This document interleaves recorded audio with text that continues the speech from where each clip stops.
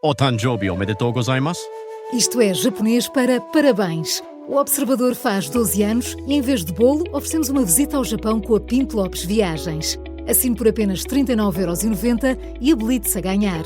12 anos a escrutinar o poder, 12 mil quilómetros para celebrar. Assine hoje em observador.pt. Arigatou. Notícias.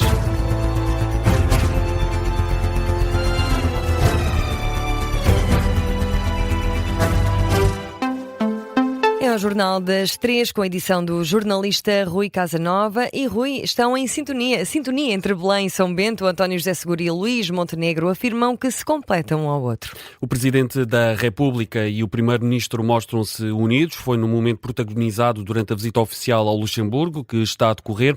Luís Montenegro foi abordado pelo imigrante Pedro Teixeira, que tem uma bandeira de Portugal com uma coleção de autógrafos de personalidades portuguesas. António José Seguro já tinha assinado na sexta-feira, dia da visita, dia em que começou esta visita ao Luxemburgo. Hoje foi a vez de Luís Montenegro, um momento em que ambos os líderes afirmaram que se completam, tal como é suposto. Vamos ouvir esse momento. Onde é o melhor sítio? Onde quiser. O Presidente escolheu no verde, que era Esperança. Então pronto, eu vou aqui para o lado do vermelho. Assim completamos. É assim que tem que ser. António José Seguro assinou do lado verde, Luís Montenegro do lado vermelho, da bandeira de Portugal, e ouvimos em fundo o Primeiro-Ministro dizer: assim completamo-nos, como é suposto. O Primeiro-Ministro e Presidente da República mostram-se assim em sintonia no âmbito desta visita oficial ao Luxemburgo. E precisamente no Luxemburgo, o Presidente da República anuncia a intenção de alargar o ensino do português. António José Seguro quer alargar a opção de língua portuguesa no programa curricular do Luxemburgo, isto de forma a garantir que o português abre ainda mais portas lá fora. Deixei os responsáveis luxemburgueses um apelo claro: que alarguem a disponibilização do português como língua de opção no programa curricular do nosso ensino, aqui, num país onde cerca de 1/3 de residentes é lusófono, onde o português é a segunda língua principal falada em casa pelos alunos do ensino público, e isso é relevante para o nosso país. As declarações de António José Seguro numa sessão com alunos que aprendem português no Luxemburgo. Na mesma linha, o Primeiro-Ministro Luís Montenegro também promete continuar a dar condições aos professores para que a língua portuguesa chegue ainda mais longe. Há aqueles que continuam a querer ensinar português, que continuam a servir o interesse de Portugal. Aquilo que eu também vos quero transmitir é que nós não deixaremos de tudo fazer para garantir as condições para que esse trabalho possa ser continuado e para garantir que este elo que liga a nossa comunidade, que liga a Portugalidade, tenha sempre como o veículo mais eficaz, mais eficiente e também mais emotivo a nossa língua. A promessa deixada por Luís Montenegro, que se juntou a António José Seguro nesta viagem ao Luxemburgo. Hoje é o último dia de visita oficial dedicado à comunidade portuguesa. As comemorações oficiais do Dia de Portugal, do 10 de junho, prosseguem depois em território nacional, na Ilha Terceira, nos Açores. E Rui, falamos também do número de mortos em prisões portugueses, que foi conhecido hoje. O Sindicato Nacional do Corpo da Guarda Prisional considera que é necessário um reforço de recursos humanos e uma alteração ao Código de Execução de Penas para reduzir este número. Dados da Direção-Geral de Reinserção e Serviços Prisionais mostram que desde janeiro e até agora morreram 28 reclusos nas prisões portuguesas. Os números são avançados pelo Jornal Público. Ora, na reação, em declarações à Rádio Observador, o Presidente do Sindicato Nacional do Corpo da Guarda Prisional, Frederico Moraes, explica que o consumo de drogas sintéticas no interior das prisões e a forma como essas drogas entram lá dentro é a principal causa destas mortes. Isto poderia, se calhar, ser evitado com uma simples alteração ao Código de Execução de Penas, porque a maior parte destas mortes estão associadas ao consumo de K4 e K7. São as drogas sintéticas que estão a entrar nas cadeias e que estão a ser um problema muito grave para a segurança, porque nós não conseguimos controlar, não temos meios tecnológicos que nos permitam fazer um controle rigoroso deste problema e também não vemos capacidade política nem do Governo, nem dos partidos políticos que assentam na Assembleia da República para fazer uma simples alteração ao Código de Execução de Penas. Uma alteração que passaria por impedir a entrada de objetos dentro das prisões. É a posição defendida por Frederico Moraes, que sublinha ainda o problema da falta de recursos humanos nas prisões portuguesas. Não temos assistência médica nas cadeias porque ninguém quer trabalhar com as cadeias portuguesas. Os enfermeiros vêm em contratos e vão-se embora porque não querem. que estão a ser subjugados aos dissabores dos seus diretores de cadeias, porque eles querem trabalhar para as estatísticas e os enfermeiros querem trabalhar para a saúde. A nível de médicos continuamos a não ter. Não temos qualquer vigilância sobre reclusos, que também facilita o consumo de substâncias e ao mesmo tempo a violência entre eles. E isto é tudo uma bola de neve que está a crescer nas cadeias portuguesas e um dia isto vai terminar muito mal. Para além destas 28, poderemos estar a falar daqui a uns dias de muitas mais.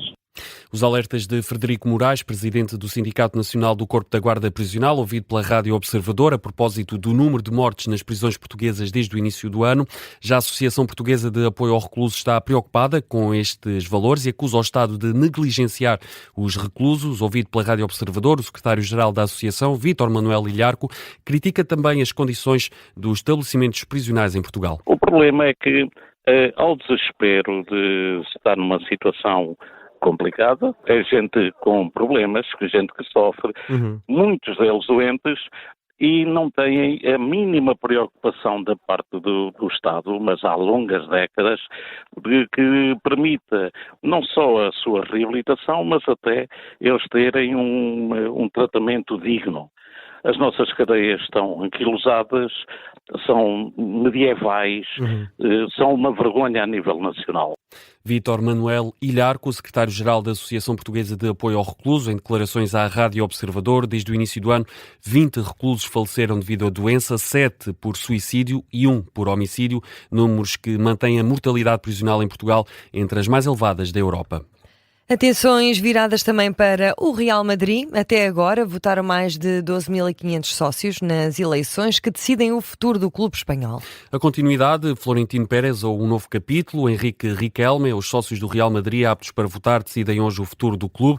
Eleições que interessam também ao Benfica por causa de José Mourinho. Ora, desde 2004 que Florentino Pérez não tinha oposição nas eleições do Real Madrid, Henrique Riquelme é o homem que desafia o atual presidente. O empresário espanhol diz que o objetivo desta candidatura é impedir aquilo que descreve como a venda do clube e devolver a democracia aos adeptos do Real Madrid. Depois de 20 anos se pode votar. 20 anos depois pode-se votar novamente. O compromisso que fiz com todos os sócios do Real Madrid foi que apresentávamos para tentar parar a venda do clube, era a primeira linha vermelha.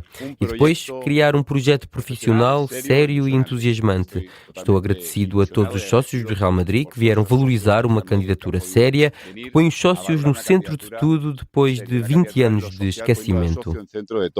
Depois de 20 anos de olvido. Estas declarações de Henrique Riquelme foram feitas hoje aos jornalistas, depois de o empresário espanhol e candidato às eleições do Real Madrid ter ido votar. Florentino Pérez também já votou. Uma primeira sondagem à boca das urnas feita pela rádio COPE dá uma clara vantagem ao atual presidente. Se confirmar esta vitória, José Mourinho vai sair do Benfica, rumar ao comando técnico do Real Madrid a troco de 15 milhões de euros. As urnas abriram esta manhã, fecham às 7 da tarde, hora de Lisboa.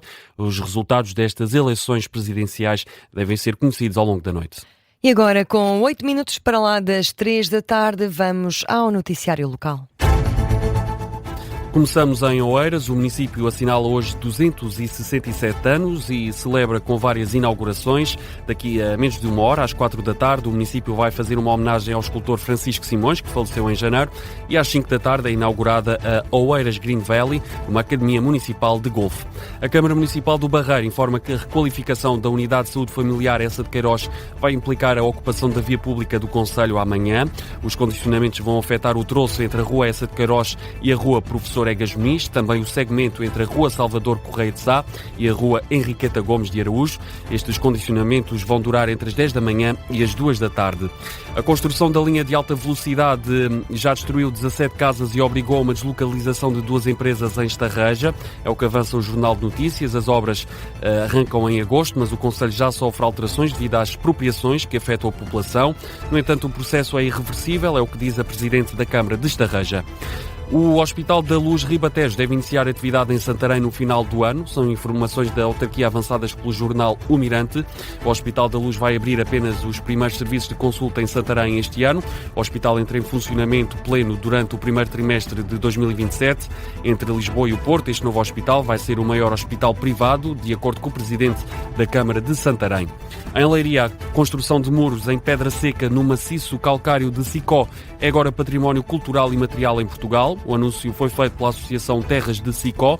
A arte dos muros integra-se no âmbito de processos e técnicas tradicionais na categoria Arquitetura e Construção.